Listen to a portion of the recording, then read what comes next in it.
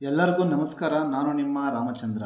ಇಂದಿನ ಈ ವಿಡಿಯೋದಲ್ಲಿ 7ನೇ ತರಗತಿ 2ನೇ ಸಂಕಲನಾತ್ಮಕ ಪರೀಕ್ಷೆಯ ಪ್ರಶ್ನೆ ಪತ್ರಿಕೆಯನ್ನು ಇಲ್ಲಿ ಉತ್ತರಗಳ ಸಹಿತ ತಿಳಿಸಿಕೊಡಲಾಗಿದೆ. ಬನ್ನಿ ವಿಡಿಯೋಗೆ ಹೋಗೋಣ. ಒಟ್ಟು 50 ಅಂಕಗಳು, ತರಗತಿ 7.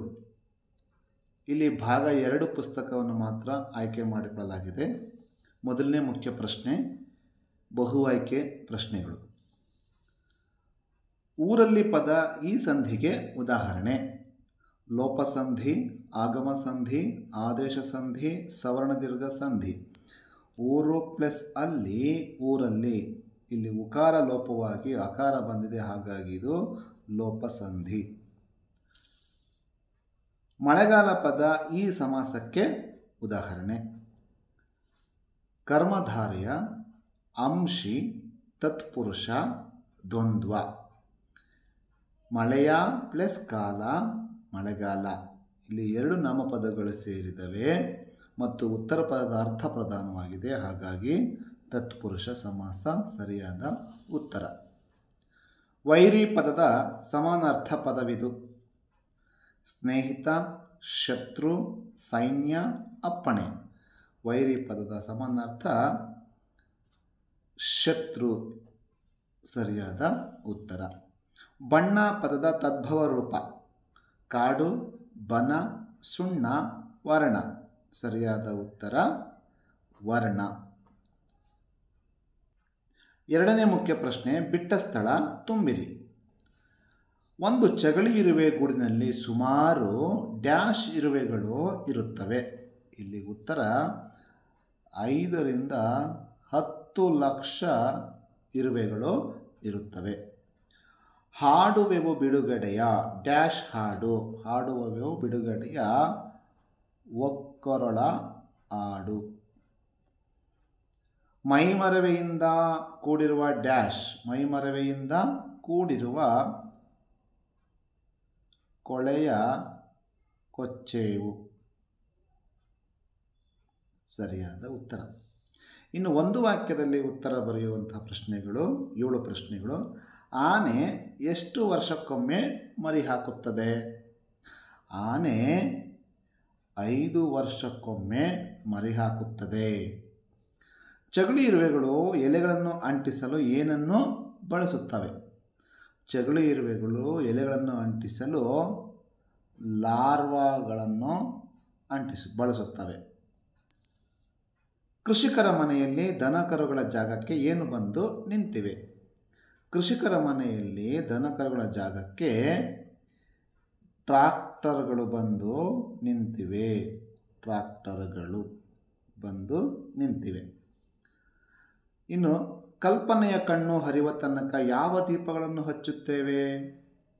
ಕಲ್ಪನೆಯ ಕಣ್ಣು ಹರಿವ ತನಕ ಸಾಲು ದೀಪಗಳನ್ನು ಹಚ್ಚುತ್ತೇವೆ.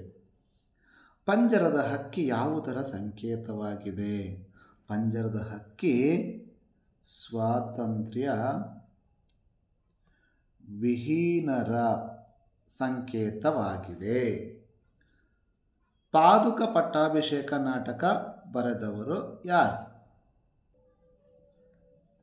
ಪಾದುಕ ಪಟ್ಟಾಭಿಷೇಕ ನಾಟಕ ಬರೆದವರು ಗರುಡ ಸದಾಶಿವರಾಯರು. ಸೂರ್ಯ ಎಲ್ಲಿ ವಿರಾಜಿಸುತ್ತಿದ್ದಾನೆ? ಸೂರ್ಯ ಆಕಾಶದಲ್ಲಿ ವಿರಾಜಿಸುತ್ತಿದ್ದಾನೆ. ಇನ್ನು ಮುಂದೆ 2-3 ವಾಕ್ಯಗಳಲ್ಲಿ ಉತ್ತರಿಸಿ. ಪ್ರಶ್ನೆ, ಕ್ರೀಡಾಗಾರದಲ್ಲಿ ಆಗಿದ್ದ ಗುಪ್ತ ಏರ್ಪಾಡು ಏನು? ಸಂಕ್ರಾಂತಿಯಲ್ಲಿ ದನಗಳಿಗೆ ಏನು ಮಾಡಲಾಗುತ್ತದೆ? ಕೆಲಸಗಾರ ಇರುವೆಗಳ ಕೆಲಸವೇನು? ವೈರಿ ವ್ಯೂಹದೊಳಗೆ ಇರುವ ವೀರರು ಯಾರು? ಸತ್ಯಶೋಧಕ ಸಮಾಜದ ಮೂಲ ತತ್ವವೇನು? ಮುಂದಿನ ಮುಖ್ಯ ಪ್ರಶ್ನೆ, ಕೆಳಗಿನ ಹೇಳಿಕೆಗಳಿಗೆ ಸಂದರ್ಭ ಸಹಿತ ಸ್ವಾರಸ್ಯ ವಿವರಿಸಿ. ಮಂಡೆಯಲ್ಲಿ ಕೊಂಚ ಮಾಂಸ ಇರಬೇಕು. ಇದು ಎಚ್.ಎಸ್. ವೆಂಕಟೇಶಮೂರ್ತಿಯವರು ಬರೆದಿರುವಂತಹ ನಾಟಕ. ಎಚ್.ಎಸ್. ವೆಂಕಟೇಶ ಮೂರ್ತಿಯವರು ಬರೆದಿರುವಂತಹ ನಾಟಕದ ಹೆಸರು ಬಿಲ್ಲಹಬ್ಬ.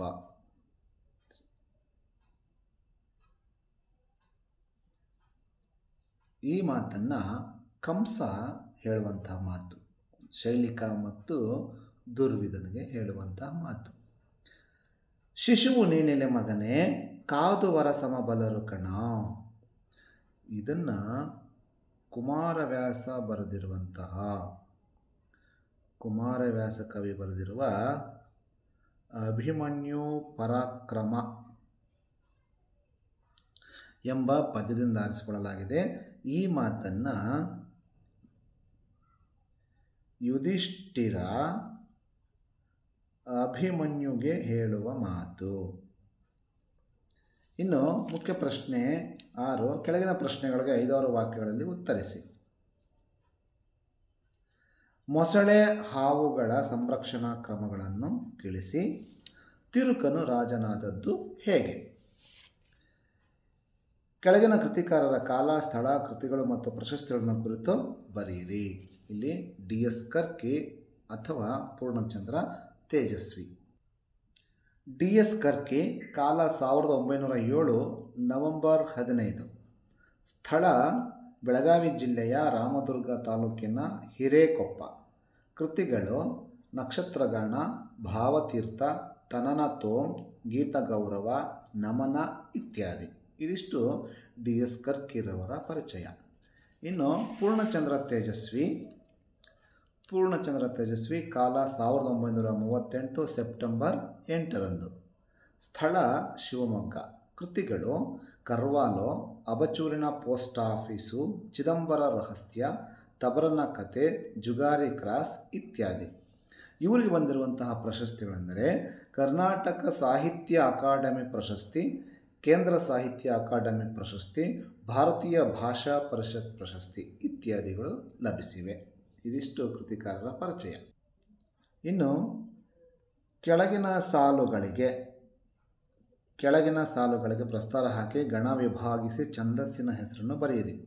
ಇಲ್ಲಿ 3 ಸಾಲು ಕೊಟ್ಟಿದ್ದಾರೆ, ಹಾಗಾಗಿ ಇದು ಷಟ್ಪದಿಗೆ ಸೇರಿರುವಂಥದ್ದು. ಈಗ ಇದಕ್ಕೆ ಲಘು ಗುರುಗಳನ್ನು ಗುರುತಿಸಬೇಕು. ಪ್ರಸ್ತಾರ ಅಂತಂದರೆ ಲಘು ಗುರುವನ್ನು ಹಾಕುವಂಥದ್ದು. ಲಘು ಲಘು ಲಘು, ಅನುಸ್ವರ ಮತ್ತು ಒತ್ತಕ್ಷರದ ಹಿಂದಿನ ಅಕ್ಷರ ಆಗಿರೋದ್ರಿಂದ ಗುರು, ಲಘು ಲಘು ಲಘು ಲಘು ಲಘು, ಸಂಧ್ಯಾಕ್ಷರ ಆಗಿರೋ ಕಾರಣ ಗುರು, ಲಘು ಲಘು ಲಘು ಲಘು ಲಘು ಲಘು ಲಘು, ಗುರು, ಒತ್ತಕ್ಷರ ಹಿಂದಿನ ಅಕ್ಷರ ಗುರು, ಲಘು, ದೀರ್ಘಾಕ್ಷರದಿಂದ ಗುರು, ಒತ್ತಕ್ಷರ ಇಲ್ಲಿ ಯಾವುದೋ ಅಕ್ಷರ ಇಲ್ಲ ಅಂತಂದರೆ ಇದರ ಮೇಲಿನ ಸರಳ ಕೊನೆಯ ಅಕ್ಷರಕ್ಕೆ ಗುರು, ಇಲ್ಲಿ ಒತ್ತಕ್ಷರ ಇರೋದ್ರಿಂದ ಇದಕ್ಕೆ ಲಘು ಲಘು ಲಘು, ದೀರ್ಘಸ್ವರ ಇದೆ ಗುರು, ಲಘು ಲಘು ಲಘು ಲಘು ಲಘು, ಒತ್ತಕ್ಷರ ಹಿಂದಿನ ಅಕ್ಷರ ಗುರು, ಒತ್ತಕ್ಷರದ ಹಿಂದಿನ ಅಕ್ಷರ ಗುರು, ದೀರ್ಘಸ್ವರ ಇದೆ ಗುರು, ಲಘು, ದೀರ್ಘಸ್ವರ ಗುರು, ಲಘು ಲಘು. ಷಟ್ಪದಿಯ 3 ಮತ್ತು 6ನೇ ಸರಳ ಕೊನೆಯ ಅಕ್ಷರಕ್ಕೆ ಲಘುವಾಗಿದ್ದರೂ ಕೂಡ ಗುರು ಅಂತ ಭಾವಿಸಬೇಕು. ಈಗ ಗಣ ವಿಭಾಗಿಸ್ಬೇಕು. ನಾವು ಪ್ರಸ್ತಾರ ಹಾಕಿದ್ದಾಯಿತು, ಈಗ ಗಣ ವಿಭಾಗಿಸ್ಬೇಕು. ಇದು ಭಾಮಿನಿ ಷಟ್ಪದಿ ಆಗಿರೋದ್ರಿಂದ ಇದನ್ನು ನಾವು 3-4 ವಿಭಾಗ ಮಾಡಬೇಕು. ಮತ್ತು ಭಾಮಿನಿ ಅಂತ ಹೇಗೆ ಗೊತ್ತಾಗತ್ತೆ ಅಂತಂದರೆ ಮೊದಲನೇ ಸಾಲಲ್ಲಿ 14 ಮಾತ್ರೆಗಳಿದ್ದರೆ ಅದು ಭಾಮಿನಿ ಷಟ್ಪದಿ. 1 2 3 4 5 6 7 8 9 10 11 12 13 14 ಇದೆ. ಹಾಗಾಗಿ ಇದು ಭಾಮಿನಿ ಷಟ್ಪದಿ ಅಂತ.